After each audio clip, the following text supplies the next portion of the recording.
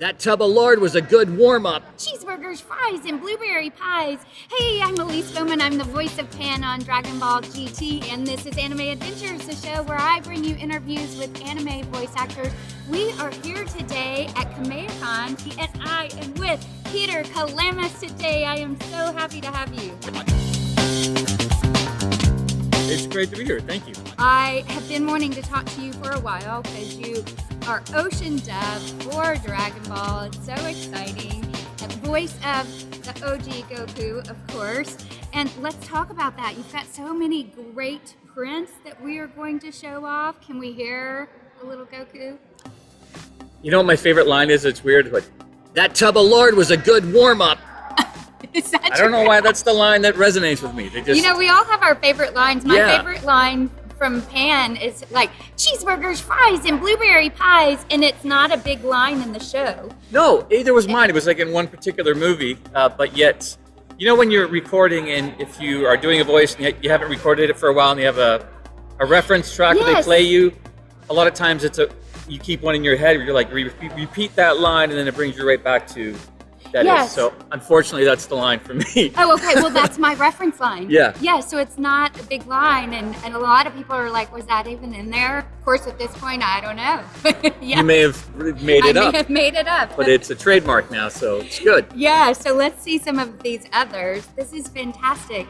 So the funny thing is, we were doing a con in the UK, Yeah. and I got prints made there, and then I had to call them from, here, and they're like, and I was like, you can do 8x10s, and they're like, we can do like A6 size if you like. And I go, can you cut it to 8x10? No, we don't even know what that means. So that's why these are large. Those are the Yes. prints I had done there, and they refused to cut them. They were I confused them. Do you have scissors there? Never heard of it. Scissors. What's a scissor? Nothing. That's why they're large. You're like, they said, this is what you This get. is what you get. And I love this. I made Goku scream. Yes, you did. That one, some people like, other people think they're scared of that one. I don't know. They're like, what does that mean? Could mean anything. If you're turning into Seinfeld, that could mean anything. I made him scream. Why? I don't know. Now, speaking of making Goku scream, I know that had to be hard on your voice. Yes. So how was that, and how did they break up the sessions? Because that's a question that I get as Pan. So how did they break up the sessions when y'all were doing it?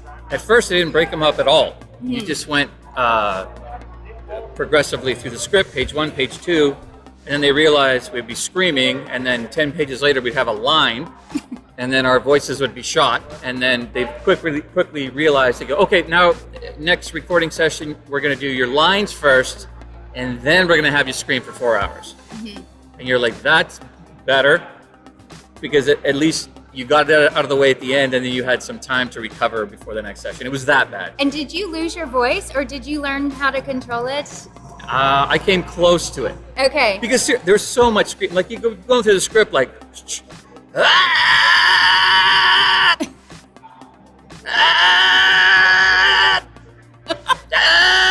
Gohan! All right, that's a good And did breakdown they- of screaming versus dialogue, right? Did you have a lot of moments where you were like, okay, can we hear that again just a little? Yeah. Yeah, and we were matching voice flaps, so a lot of times you had to voice or match the voice flaps in a big battle scene, and they're going so fast, and you're just like, they should film more of us on, Oh, yes. aiming at our face while we're doing that, because it's hilarious, because you're like, you're like a cat, looking at a bird from inside a window. That's what we resemble. Oh, yes. That's what we look like. Or you have the long scream and they're like, oh, okay, we need that again. Just Yeah. like half a second longer. Yeah. Half a second. Okay, I've got my scream timed. Do you guys not have a cut off a half a second button that you can press instead of me having to do it again? No, huh? All right. That's good awesome. software. Yes. That's all right. We've got to show this. This is fantastic. I searched for convention items throughout the year, and I just got those, and they're uncut cards This from like is the amazing. 2000 series, and I just thought they were so cool, so I love those. I brought those along. And how many years, what was your period of time that you recorded for Dragon Ball Z?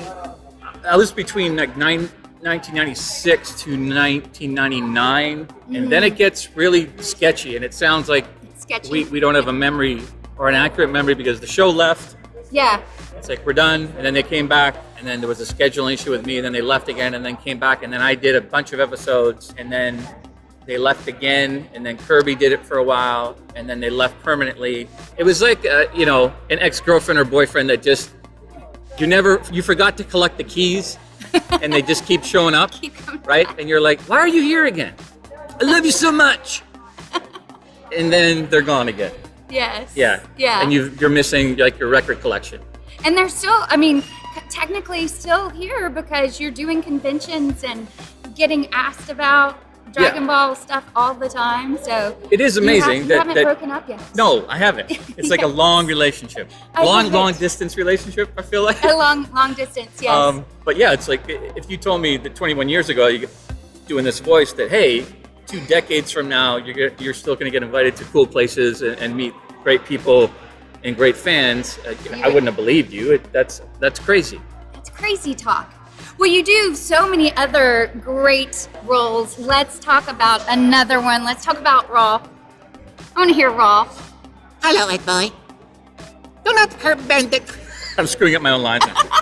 Do not burn the candle at both ends, as it leads to the life of a hairdresser.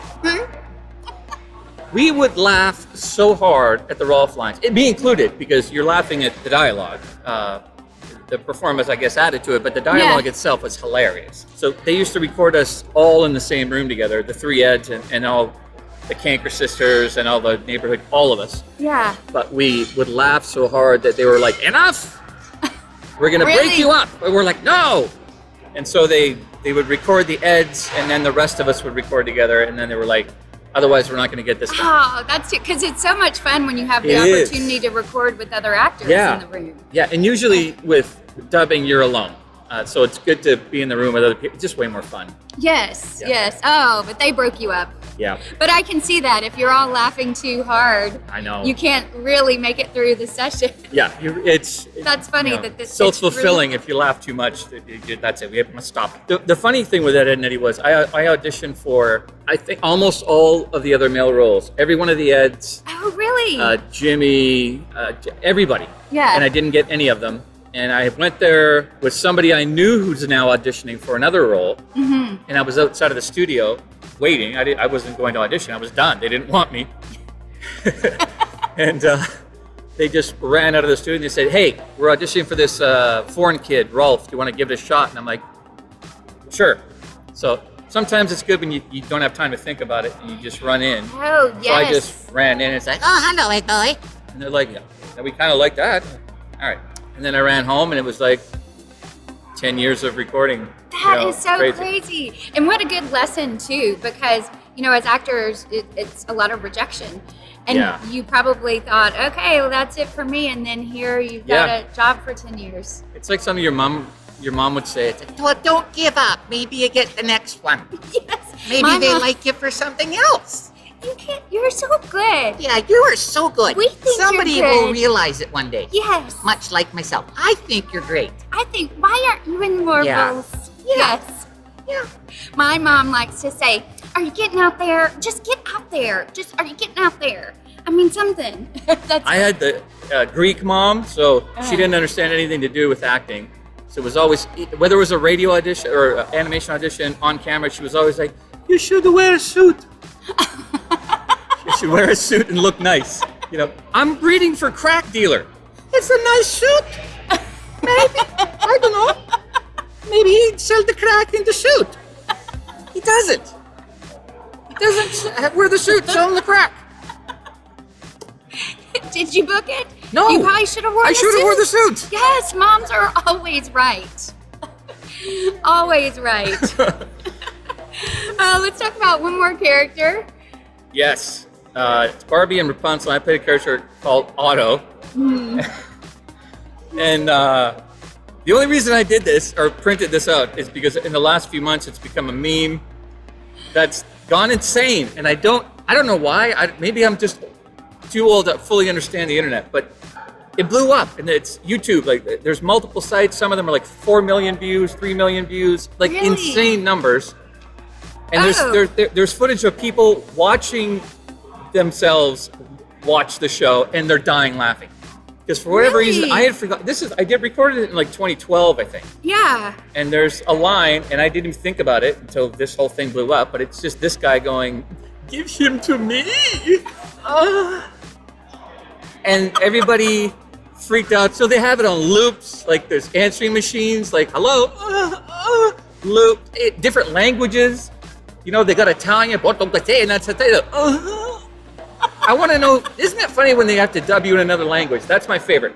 Because I've seen, like Punjabi Rolf, like, what days are I going out of boy?